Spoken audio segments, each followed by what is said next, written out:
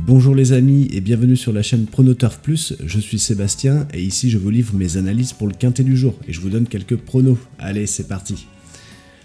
On se retrouve pour ce vendredi 10 octobre à Paris-Vincennes pour le prix ERA. On est sur l'immense cendré de la grande piste, une boucle de 2850 mètres avec départ volté et corde à gauche. La course est ouverte aux chevaux de 7 à 11 ans qui n'ont pas dépassé 75 000 € de gain, avec un recul de 25 mètres à partir de 70 000 €. 14 partants vont se jouer la victoire et l'allure devrait être sélective, car la plupart des meilleurs partent du second échelon. On attend un ciel peu nuageux avec environ 18 degrés et un vent modéré à 11 km/h. Des conditions parfaites pour une lutte sans concession. La longue ligne droite de Vincennes est souvent le théâtre de retours spectaculaires et beaucoup de concurrents seront pieds nus pour l'occasion. Les deux seuls chevaux du premier échelon pourraient vite être débordés par les gros bras du second poteau. On imagine Intouchable et Imberland progressant tôt pour contrôler le train, tandis que Yalto der Tals attendra la montée pour placer sa pointe finale.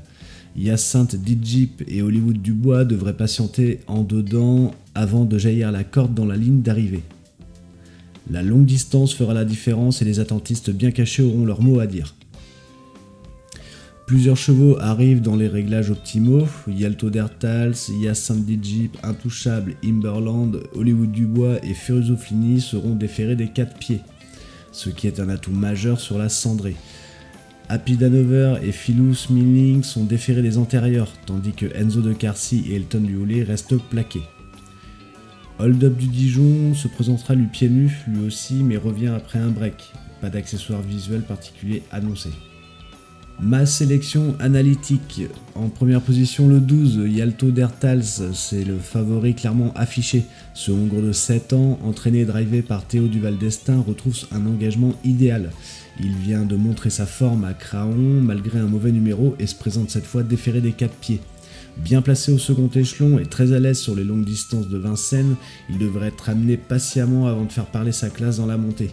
Son entourage affiche une grande confiance pour le voir lutter pour la victoire. Sa capacité à finir vite peut faire la différence par rapport à des rivaux plus âgés. En deuxième position, le numéro 11, Hyacinthe Dijip. Fils de Cocktail Jet, entraîné par Joël Vamerbeck et confié à l'incontournable Éric Raffin, ce cheval de 7 ans reste un véritable métronome.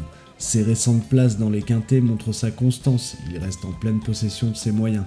Sa pointe finale est tranchante et il sera lui aussi déféré des 4.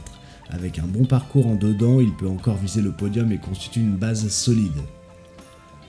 En troisième position, le numéro 7, Intouchable. Après quelques essais au monté, ce pensionnaire d'Arnaud Marion redescend à l'attelé avec Mathieu Abrivard au sulky.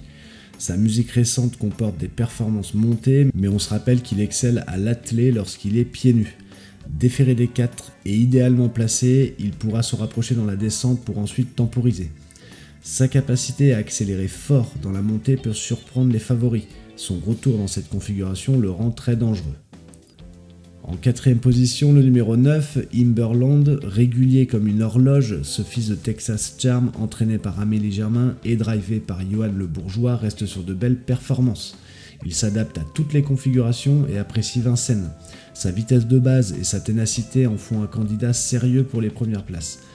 Pieds nus, il profitera de chaque opportunité et peut même jouer un mauvais tour au favori si le rythme est sélectif. Sa régularité incite à la confiance. En dernière position, le numéro 10, Hollywood Dubois, se protéger de Claire Belléard avec Mathieu Gauthier au sulky affiche une forme ascendante. Il vient de s'imposer et montrer une réelle aptitude aux longues distances et à la grande piste. De nouveau déféré des 4, il pourrait rapidement se positionner au sein du peloton avant de se placer son démarrage. Sa régularité et sa confiance affichée par son entourage en font un outsider séduisant pour les places. Mais de regret, le numéro 5, Happy Danover, ce brave serviteur entraîné par Stéphane Provost et piloté par Jérémy Travers ne gagne plus beaucoup, mais sa constance lui permet souvent de décrocher un chèque. En restant plaqué, il visera une allocation plutôt qu'un succès. Avec le bon parcours caché, il peut finir 4e ou 5e et faire afficher une grosse cote. Et le numéro 13, Furioso Fini, à 10 ans, cet élève d'Alain Jésus, mené par Élie Jésus, manque de fraîcheur, mais conserve du mordant. Pieds nus et capable de finir fort, s'il bénéficie d'un parcours caché, il peut se glisser en bout de combinaison. Sa tâche reste difficile face aux plus jeunes, mais il ne faut pas l'écarter complètement. La synthèse de cette sélection analytique, l'engagement favorable et la fraîcheur de Yalto Dertals en font notre préféré, mais Hyacinthe Dijip a toutes les garanties pour jouer les premiers rôles. Intouchable, de retour à l'attelé, peut venir pimenter les débats, tandis que Imberland et Hollywood Dubois apporteront leur régularité. Mes regrets, Happy Hanover et Furioso Fini peuvent décrocher une place s'ils bénéficient d'un déroulement limpide. Ma sélection audacieuse. Dans cette approche plus audacieuse, je garde le numéro 12, Yalto Dertals, comme fil conducteur. Il possède la meilleure ligne sur la grande piste et a montré un regain de forme ces dernières semaines. Le numéro 11, Hyacinthe Dijip, se présentera encore pieds nus et reste capable de suivre tous les trains. Le numéro 8, Hold Up du Dijon, confié à Franck Nivard, il revient à Vincennes après une pause. Déféré des 4, il peut surprendre si la course est rythmée. Le 13, Furioso Fini, est un cheval dur qui ne lâche rien.